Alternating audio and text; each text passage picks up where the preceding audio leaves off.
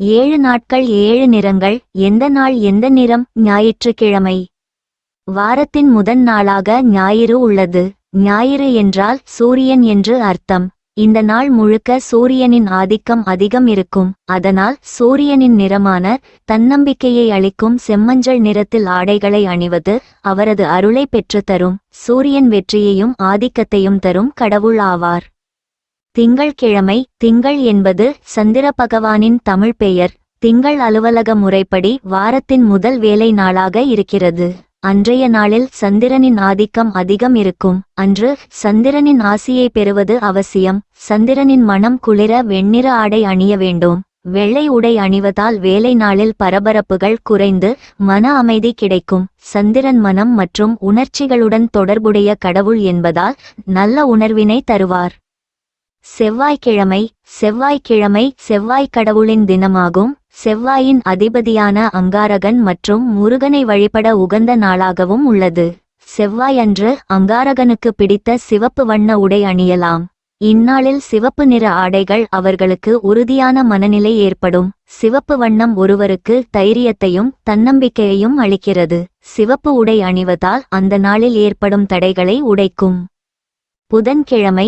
நல் அதிர்ஷ்டத்தை கொடுக்கும் புதன் கடவுளின் நாள். எந்த விஷயத்தையும் தொடங்க புதன்கிழமை நல்ல நாளாக உள்ளது. அதனால்தான் பொன் கிடைத்தாலும் புதன் கிடைக்காது என்றார்கள்.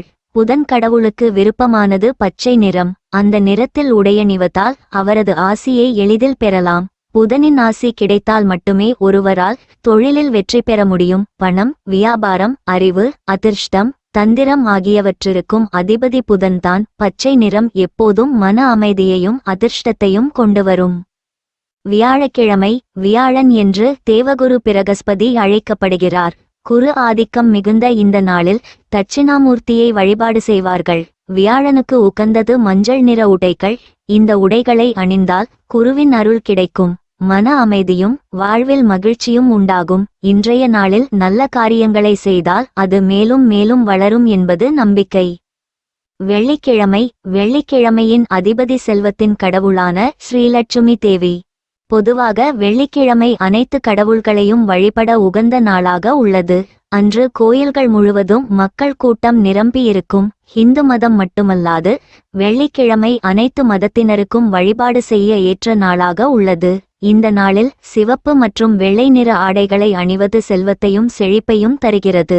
சிவப்பு நிறம் லட்சுமி தேவியின் அருளை பெற உதவுகிறது. வெள்ளை உடை அணிவது மன அமைதியையும் நிம்மதியையும் தருகிறது. சனிக்கிழமை. சனி பகவானுக்கு உரிய நாளான சனிக்கிழமை வாரத்தின் கடைசி நாளாக உள்ளது.